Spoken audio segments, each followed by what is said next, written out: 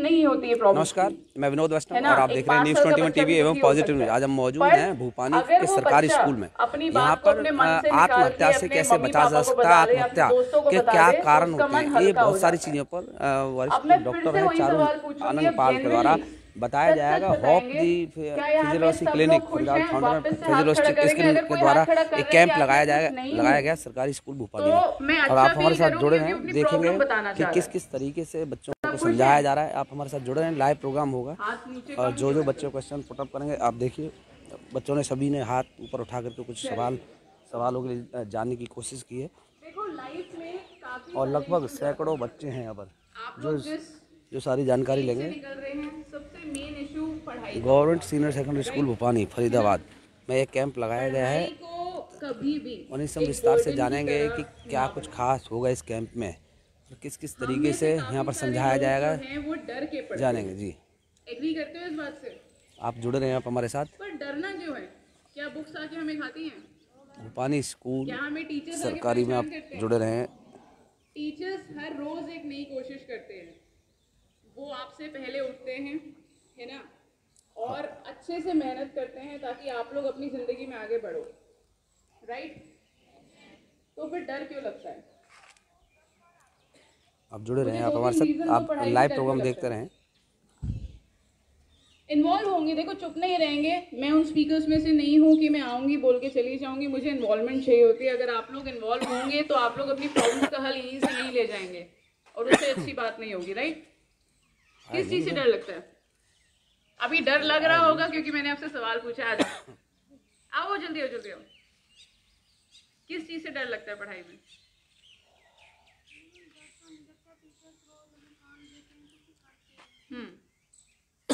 तो वो काम से डर लगता है।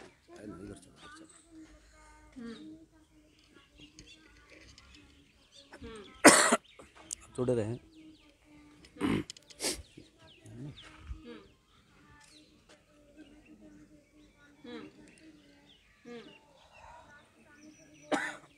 क्यों नहीं करते काम?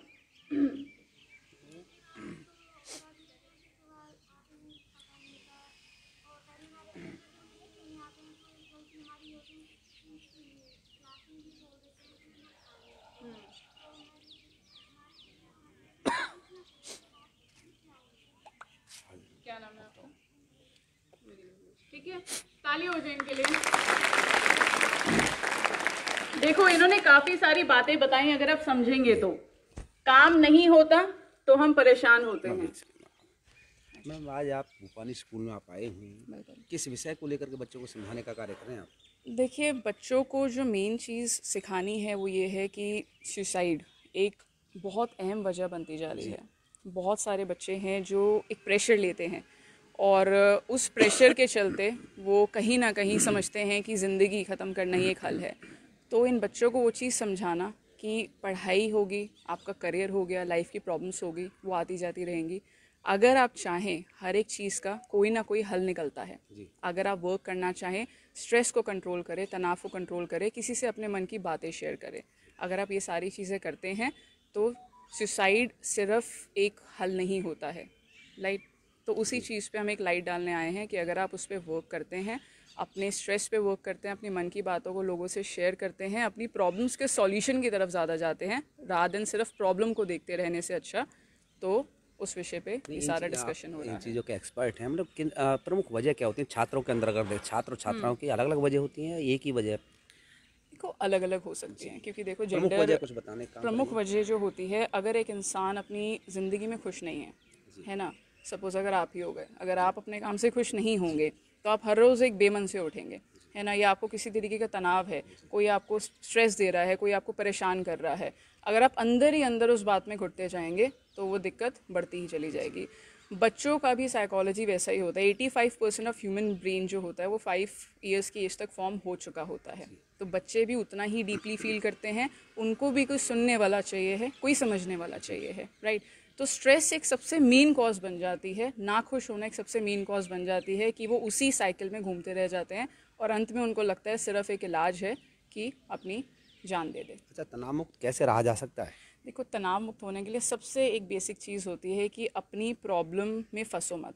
उस प्रॉब्लम का सॉल्यूशन देखो। जैसे अभी मैं अगर इन बच्ची से बात कर रही थी तो यही हो रहा था किस तरीके की दिक्कत परेशानियाँ आती हैं आपको, है ना। तो उसमें यह है कि ठीक है हम काम नहीं करते, हम काम क्यों नहीं करते, क्योंकि काम ज़्यादा हो जाता है। तो अगर हम उस काम को डिवाइड करें, अगर टीचरों से बात करें कि ठीक है ये दिक्कत आ रही है, घर पे पेरेंट्स से बात करें कि हमें इस चीज़ में दिक्कत आ रही है और उसका हल निकालें।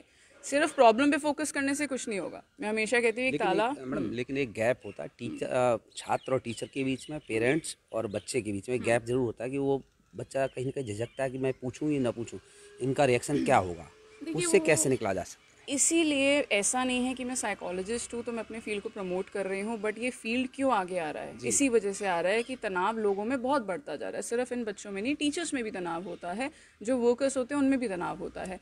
तो हम लोग सजेशन देते हैं कि स्कूल में काउंसलिंग सेटअप रखें, है ना। अगर पूरा काउंसलिंग सेटअप नहीं, ये CBSE का भी बल्कि रूल है, काउंसलिंग सेटअप जो है स्कूल्स में होना चाहिए। अगर नहीं भी है तो 15 दिन में एक बार ये काउंसलिंग या काउंसलर का, एक साइकोलॉजिस्ट का विजिट करा लीजिए, ताकि उन बच्चों को पता हो कि इनके पास जाके हम अपनी परेशानियों को बता सकते हैं। चलिए, आज भूपानी स्कूल में आप आए हैं, कुछ छात्र और छात्राओं ने आपसे कुछ सवाल किए होंगे, किस किस तरीके प्रमुख सवाल आपके सामने आए हैं जो समस्या जानना चाहिए? देखिए, सबसे पहली चीज़ तो यही है पढ़ाई को लेकर, क्योंकि पढ़ाई जो है आजकल बच्चों ने बहुत बर्डन की तरह लेना शुरू कर दिया, और उसमें उनका भी कसूर नहीं है, क्योंकि आज से जो 10 साल पहले की पढ़ाई थी और जब में पढ़ाई है उसमें बहुत फ़र्क आ जाता है, राइट।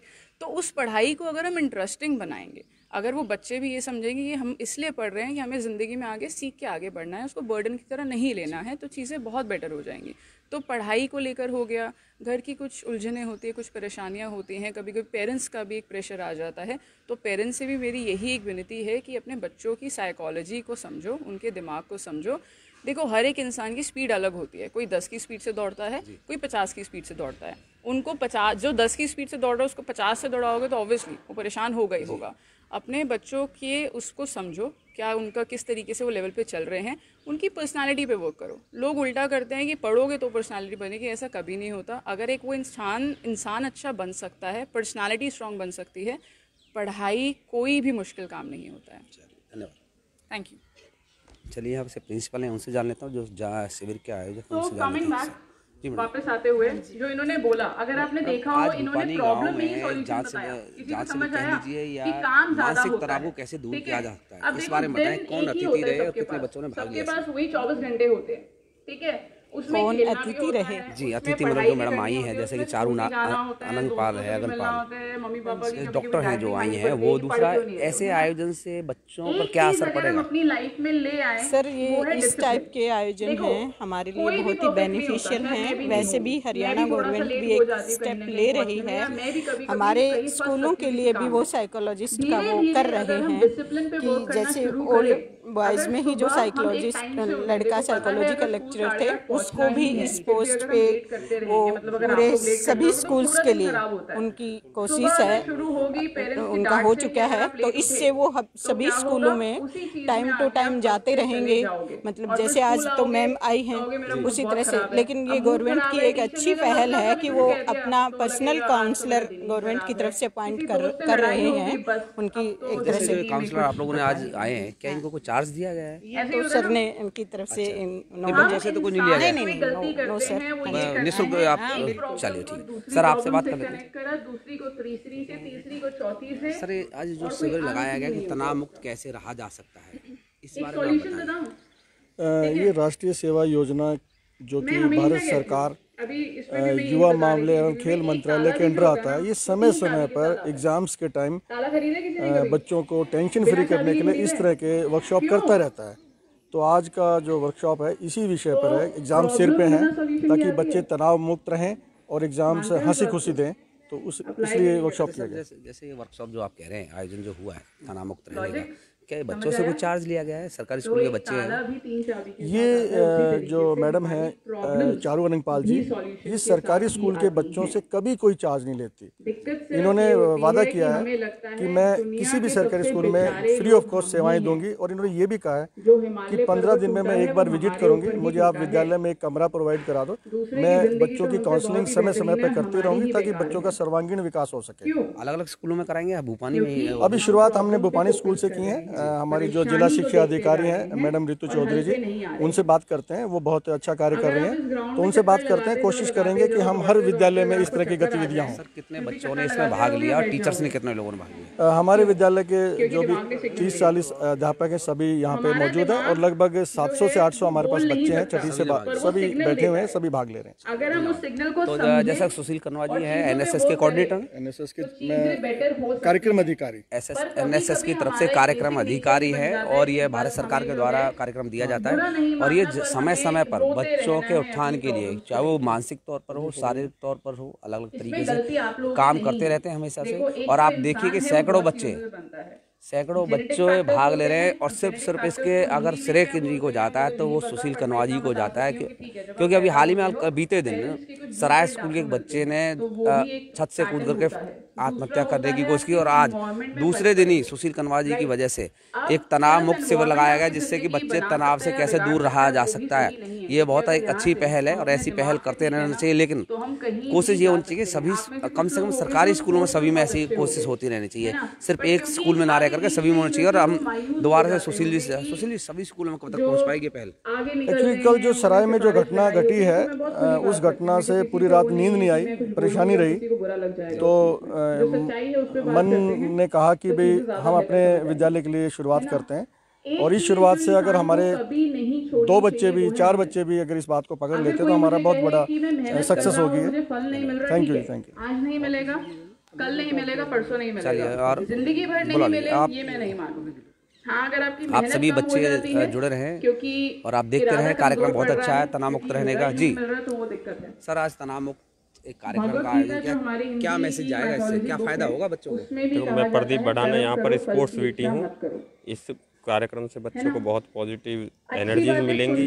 बच्चों को पता होगा कि जीवन का एंड सिर्फ अपनी सुसाइड करना नहीं है, जीवन में चुनौतियों का सामना करना है, डटकर सामना करने से जीवन को जीना है। तो ऐसा मैडम का, हम चारू मैडम का बहुत धन्यवाद करते हैं कि जिन्होंने स्कूल में आज ये प्रोग्राम किया और बच्चों को अपने विचार रखे और एक पॉजिटिव एनर्जी का बच्चों में संचार किया। धन्यवाद। तो जैसा कि उनकी भी कुछ मजबूरियां, कुछ परेशानियां होती हैं जिसमें वो फंस जाते हैं। अगनपाल के द्वारा, अगर एक टीम वर्क की तरह चलोगे, के द्वारा ये लगाई गई है, अपनी बातें उनको साफ मन से कहोगे और उनकी बातें भी अगनपाल के द्वारा ये कार्यक्रम आयोजित किया गया कि तनाव मुक्त कैसे रहा जा सकता, और अलग अलग सबसे हमने बात की, सभी टीचर से बात की, सबने कहा है कि पॉजिटिव एनर्जी मिलेगी, सबको फायदा पहुंचेगा और खासकर बच्चों को ज़्यादा फायदा पहुंचेगा। तनाव तो किसी भी उम्र में किसी को भी हो सकता है, अगर उनकी वजह समझ लोगे ना तो हल वही निकल जाएगा। इन बच्चे ने पूछा था ना, कभी ऐसा होता है कि अगर आपको कोई खाना को खराब खाना दे दे, आप खा लोगे?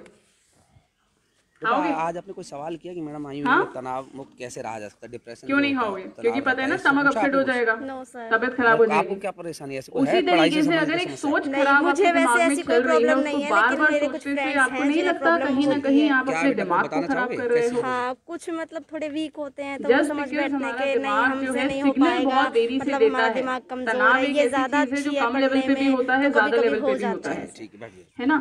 जस्ट बिकॉज वो जवाब देरी से देता है, हम उसको एक प्रेशर कुकर की तरह पूरा प्रेशराइज कर देते हैं जब तक वो फटता नहीं है। जितनी भी घटनाएं दुनिया में हो रही हैं, क्या नाम आपका? आत्महत्या को लेकर मैं ये नहीं कह रही हूँ जो अपनी जान देते हैं वो बहुत खुशी देते हैं, वो शायद इसलिए देते हैं वो बहुत हमारी लाइफ में जैसे हमें तो हल यहाँ पर यही है डांट कि देते हैं नहीं है, तो हमें उनकी डांट को नफरत नहीं समझना चाहिए, क्योंकि वो हमारे भले के लिए सोचते हैं हमेशा।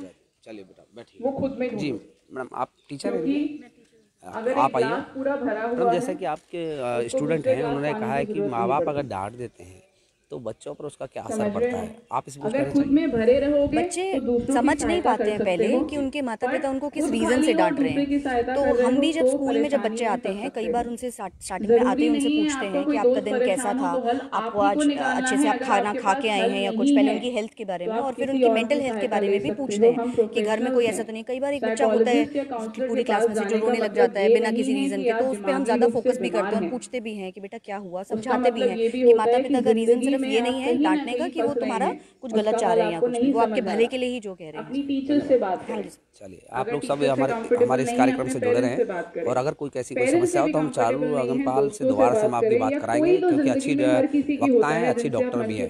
मैं चाहूँगा वीडियो जिंदगी में कभी भी अगर बनता दिख रहा है कि हम गलत दिशा में जा रहे हैं, थोड़ी मेहनत लगेगी उस पैटर्न को तोड़ने में, पर अगर बाहर आ जाएंगे तो जिंदगी बहुत बेहतरीन हो जाएगी। समझ रहे हैं? एक ज़िंदगी में मकसद होना बहुत ज़रूरी है। कुछ लोग सिर्फ चलते जाते हैं, कहाँ और क्यों चल रहे हैं वो नहीं पता। ज़िंदगी बहुत सिंपल होती है, उसको मुश्किल हम खुद बनाते हैं। एक आपको बेसिक सा एक एक्टिविटी करके दिखाते हैं कि ज़िंदगी कैसे होती है और हम उसको जीते कैसे, आप खुद ही समझ जाओगे। 5 बच्चे इधर और 5 बच्चे इधर आ जाओ मेरे पास, कोई भी आ जाओ, और जो आएगा वो बहुत बहादुर है। मैं ये नहीं कह रही जो नहीं आएगा वो बहादुर नहीं है, वो भी कोशिश कर रहा है। वेरी गुड, तालियां बजती रहे जो आते जा रहे हैं। आओ जल्दी जल्दी जल्दी। अरे मैं डांटती नहीं हूँ, मैं मारती भी नहीं हूँ, आ जाओ। वेरी गुड सर, बस 10 ही चाहिए, ज़्यादा नहीं। 1 2 3 4 5, 1 2 3, 2 और आ जाओ, 2 और आ जाओ इधर।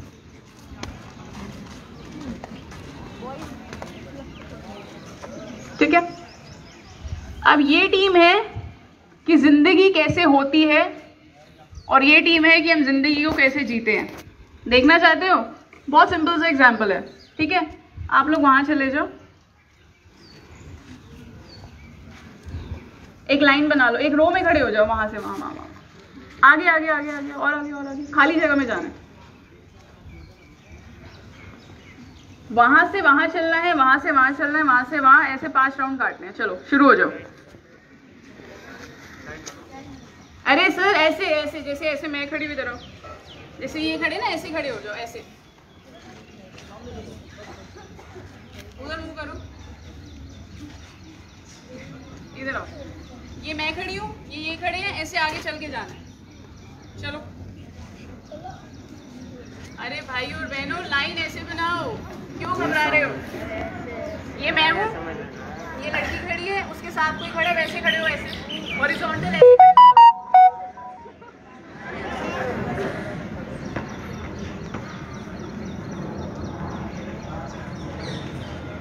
हाँ वेरी गुड, थैंक यू। आगे चलना है, पीछे आना है, आगे चलना है, पीछे आना है। ये उदाहरण है कि जिंदगी ऐसे होती है। चलिए चलते जाओ, नॉर्मल चलते जाओ,